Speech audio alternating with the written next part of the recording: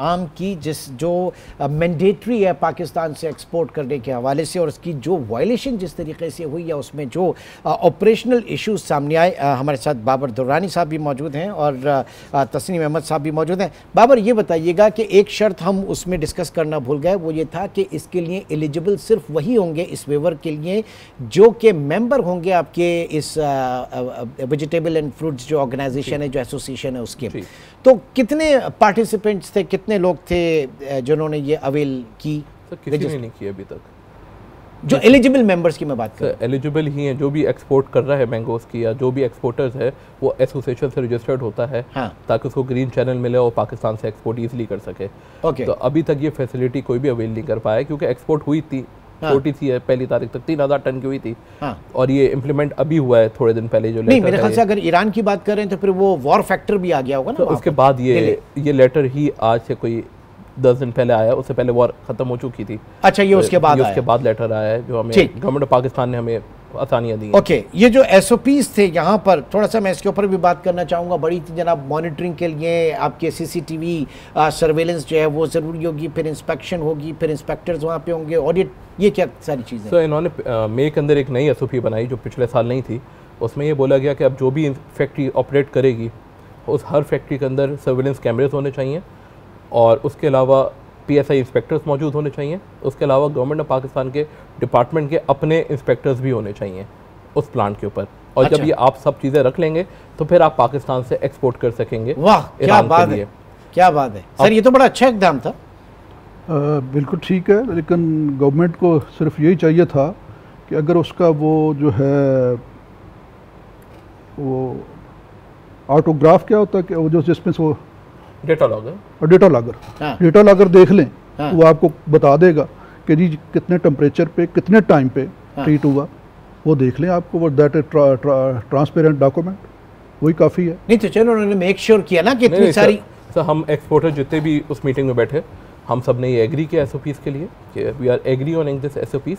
Okay, आप चलिए अच्छी बात थी, वेवर मिल गया था, मार्केट खुली थी, ओके करेंगे and we want to export big to other countries. हमारी कोशिश यही थी कि हम ज़्यादा एक्सपोर्ट कर सकें और हमें एसओपी अगर गवर्नमेंट बोल भी रहे फॉलो करने के लिए तो हम फॉलो करने को तैयार हैं। पर हमारा पॉइंट ऑफ व्यू ये था कि अगर फॉलो की जाए तो ऑल, जैसे फॉर एग्जांपल 22 प्रोसेसिंग प्लांट्स हैं जो हॉट वाटर ट्रीटमेंट करते हैं, तो ये एसओपी सबके लिए हो। ऐसा ना हो कि सर्टेन अक्रॉस द बोर्ड सबके लिए, बॉर्डर सबके लिए हो ना। ये तो ना हो कि एसओपी एक प्लांट वाले की अलग है और दूसरे प्लांट वालों के लिए अलग है। तो पिक एंड चूज हुआ सर, पिक एंड चूज ही हुआ क्योंकि बहुत ज़्यादा पिक एंड चूज हुआ सर।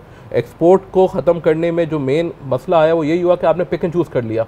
फॉर एग्जाम्पल 21 कंपनीज थी जो एक्सपोर्ट कर सकती थी हॉट वाटर ट्रीटेड करने के बाद, उनमें सिर्फ 2-3 को या 4 को इजाज़त दी जाती रही।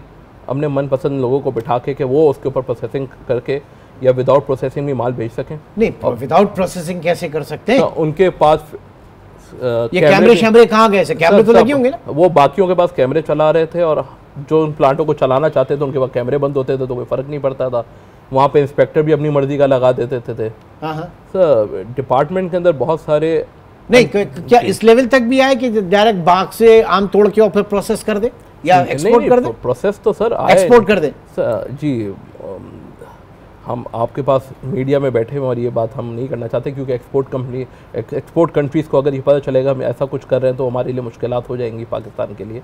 तो प्रोसेसिंग तो हो रही है। हम चाहते हैं कि प्रोसेसिंग को विजिलेंट किया जाए, जिस तरह एसओपी फॉलो हो रही है वो इक्वल टू एवरीबडी हो वो काम।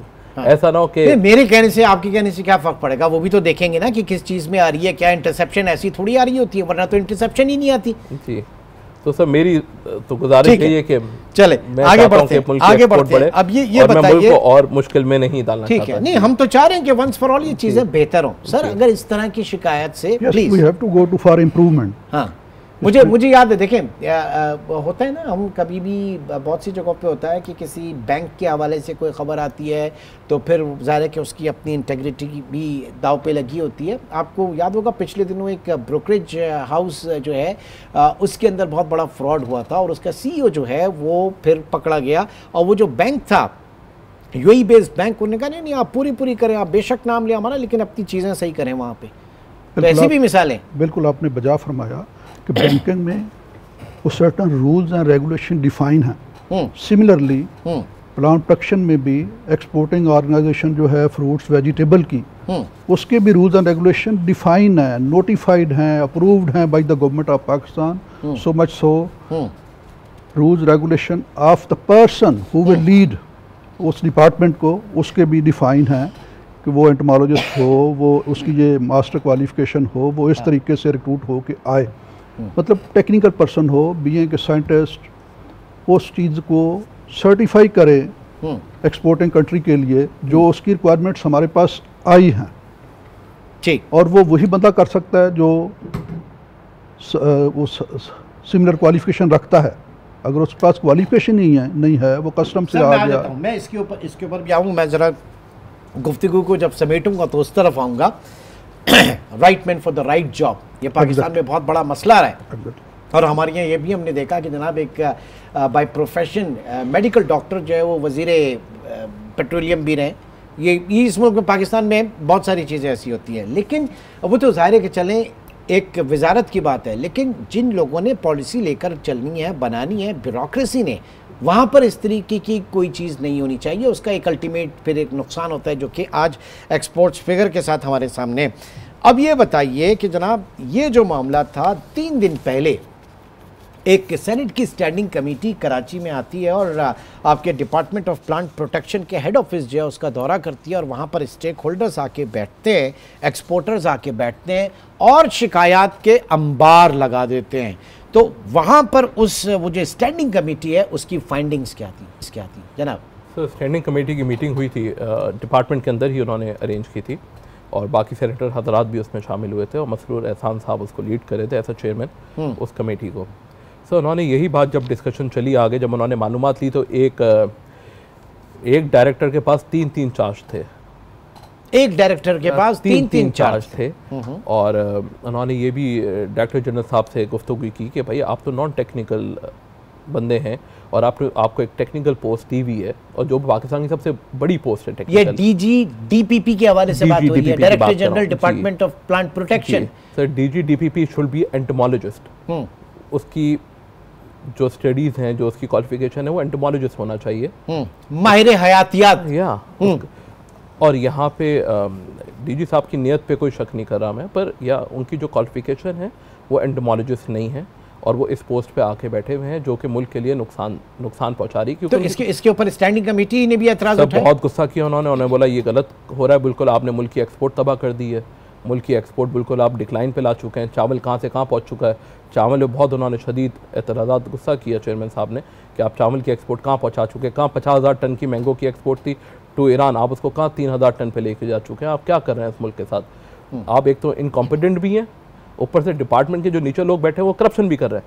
सर, मसला ये नहीं है कि आप इनकॉम्पिटेंट हो, कि अगर आप करप्शन भी रोक ना पाएँ तो फिर कैसे काम चलेगा? आप करप्शन भी हो रही है साथ साथ, इनकॉम्पिटेंस भी हो रही है साथ साथ। ठीक है, अच्छा, अब साथ ही साथ जब हम बात कर रहे थे ना अभी सर्वेलेंस के हवाले से सारी चीज़ों में, तो उसमें करप्शन किस तरह का एलिमेंट, क्योंकि ये भी कहा जा रहा है कि वहाँ पे जो रिपोर्ट हुआ उस मीटिंग के अंदर कि ब्राइब लेकर और बाईपास किया जा रहा है सारी सर्वेलेंस को और सर्टिफिकेट्स। फिर ये भी कहा गया कि जनाब ये 2000 गज के प्लॉट के ऊपर 17 कंटेनर्स जो हैं उनका माल प्रोसेस हो रहा है, ये सब दिखाया जा रहा है। पॉसिबल है? ये क्या चीज़ है? सर, जैसे जो फैक्ट्रीज़ हैं जो हॉट वाटर ट्रीटमेंट के लिए अप्रूव है, फॉर एग्जांपल एक फैक्ट्री है जो 16 एकड़ पे बनी हुई है और एक फैक्ट्री है जो 2000 गज पे बनी हुई है। आप 16 एकड़ की फैक्ट्री वाले को बोलते हैं कि तुम्हारा 4-5 कंटेनर ज़्यादा प्रोसेस नहीं करने देते, उसको मुश्किलात पैदा करते हैं, हर्डल्स करते हैं। पर जो 2000 गज की फैक्ट्री है वो दिन में 17 कंटेनर प्रोसेस करके निकाल रही है, जबकि उसके पास कंटेनर खड़ा करने की 3 कंटेनर खड़ा करने की जगह नहीं होगी 2000 गज के अंदर, और वो दिन के अंदर 17, 18 कंटेनर प्रोसेस कर रही है। तो ये पॉसिबल कैसे है? इस पर सबने शिकायत भी की चेयरमैन स्टैंडिंग कमेटी साहब के साथ भी, और उन्होंने डीजी साहब से ही बोला कि सर आप इसको कैसे पॉसिबल है? तो सर इसका आसान सा हल था जिसको प्रूफ के साथ दिया गया कि वहाँ जो कैमरे थे वो काम भी नहीं करे। सर्टेन कैमरे जो लोडिंग एरिया में होने चाहिए थे वहाँ उन्होंने कैमरे भी नहीं लगाए हुए थे, मखसूस जगहों पे कैमरे इंस्टॉल किए हुए हैं अपने लोगों को नवाजने के लिए। सर ये क्या हो रहा है? You had been DG DPP, ये क्या हो रहा है इदारे में? वाकई बदकिस्मती है हमारी, जो बाबर साहब ने पॉइंट आउट किया कि एक बंदे के पास कैपेसिटी नहीं है कि वो 17 कंटेनर वहाँ पार्क कर सके, लेके आ सके, स्टोर कर सके। तो 2000 गज के प्लॉट में कहाँ से 17 कंटेनर का माल आएगा? कैसे करेगा वो? कैसे उसको पूरा प्रोसीजर जो है उसको कैसे फॉलो करूँगा? वाकई ये बदकिस्मती है और इससे तो बैड नेम आएगा। इससे इंटरसेप्शंस होंगी, हाँ। इससे नॉन कंप्लायंस आएगी। वो तो बाद में आएंगी और, ना, वो तो जब आप हो एक्सपोर्ट सकता है करेंगे वो बाद में आएंगे। जो जाए यहाँ पर हमारी ब्यूरोक्रेसी बैठी है, जो हमारे लोग बैठे हैं, वो क्या कर रहे हैं? इसको कहते हैं नेपोटिज्म, कि अपने बंदों को ऑब्लाइज करो, उनको इंस्पेक्टर लगा दो, उनको डीजी लगा दो, उनको एक एक बंदे को, जैसे अभी बात हुई कि 3-3 चार्ज, उसकी इतनी कैपेसिटी है कि एक बंदा 3 डायरेक्टरेट, इंडिपेंडेंट डायरेक्टरेट, क्वारंटीन एक अलहदा डायरेक्टरेट है, पेस्टिसाइड का एक अलहदा है, और लोकस्ट का एक सेपरेट है। तो ये तीनों एक ही को दिए हुए? एक को दिए हुए हैं, वो कैसे करेगा? वो तो फिर यही काम करेगा कि 2000 गज के प्लाट में वो 17 कंटेनर को ट्रीटमेंट करके सबको, तो फिर वो सबको सर्टिफाई किया जाएगा।